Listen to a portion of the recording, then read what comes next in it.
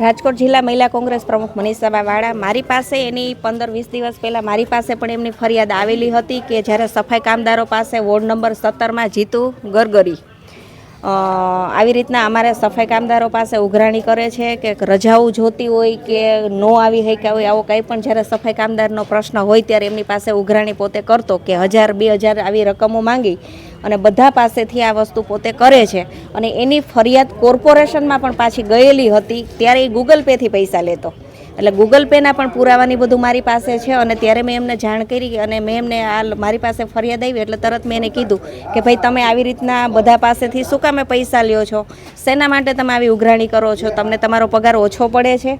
એટલે આવી રીતના મેં વાત કરેલી એટલે મેં કીધું મારી પાસે પુરાવા નહીં છે. ત્યારે વોર્ડ ઓફિસે પણ જવાની હતી પણ 8-10 દિવસનો વચ્ચે જે સમય રહ્યો એટલે એને એમ થયું કે મનીષાબા આવ્યા નથી, છતાં પણ એનામાં કોઈ ફેર નથી પડ્યો. એનું જે પોતાની જે સિસ્ટમ હતી સિસ્ટમ એને ચાલુ જ રાખી. તો જે સફાઈ કામદાર જ્યારે સ્થળ ઉપર વાળતા હતા ત્યારે એમની પાસે જઈને એણે કીધું કે અત્યારે જે ફરિયાદી છે કે લાવે ભાઈ ઓલા 2000 રૂપિયા માગું છું કાં દેતો નથી, એટલે ઓલો કે મારી પાસે અત્યારે પૈસા નથી એવું એણે કીધું. અને પછી મને મળવા આવ્યો કે મનીષાબા પાછા મારી પાસે એણે પૈસા માંગ્યા છે અને આ રીતના વાત કરી છે. એટલે મેં તો કાંઈ વાંધો નહીં, તારે એને કેટલા દેવાના છે, એટલે કે મારે એને 2000 રૂપિયા દેવાના છે. તો મેં તે કામ કરો અત્યારે 1000 રૂપિયા દઈ દે, આપણે એનો રસ્તો કાઢશી. એટલે 1000 રૂપિયા એણે શનિવારે એમને આપ્યા અને એણે લઈ લીધા છે.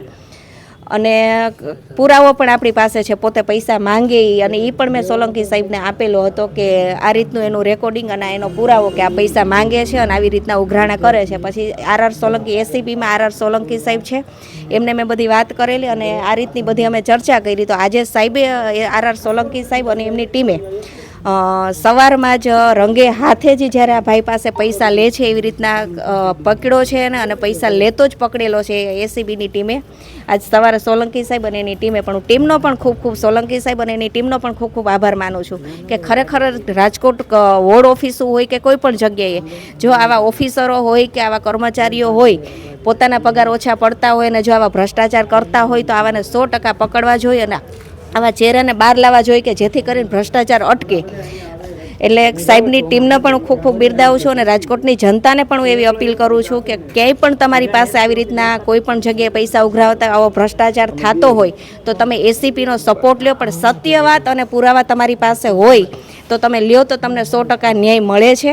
અને બીજું કે કોના કેવા અને કોના ઈશારાથી રાજકીય વર્ગ હોય કે કોર્પોરેશનના મોટા અધિકારીઓ હોય એના ઈશારા ઉપર આ ઉઘરાણી કરે છે કે શું કરે છે એ પણ આમાં ઊંડી તપાસ આપણે કરવી જોઈએ. અને રાજકોટની બધી વોર્ડ ઓફિસોમાં આ જ વસ્તુ ચાલે છે, પણ જ્યારે આપણી પાસે પુરાવા નથી કે ક્યાંક સફાઈ કામદારો પોતાની નોકરીના ડરથી આપણી પાસે આવતા નથી એટલે આપણે ક્યાંક ને ક્યાંક અટકતા હોય છે. પણ હું રાજકોટમાં બધી વોર્ડ ઓફિસમાં જે જગ્યાએ આવું થતું હશે એવું બિલકુલ નહીં ચલાવવું. આવો ભ્રષ્ટાચાર થતો હશે કે ભાજપના ઈશારે કરતા હોય કે કોઈ પણ ઈશારે તો આવું ચોક્કસ આવી રીતના બહાર જ પાડીશ અને હું આવું થવા જ નહીં દઉં.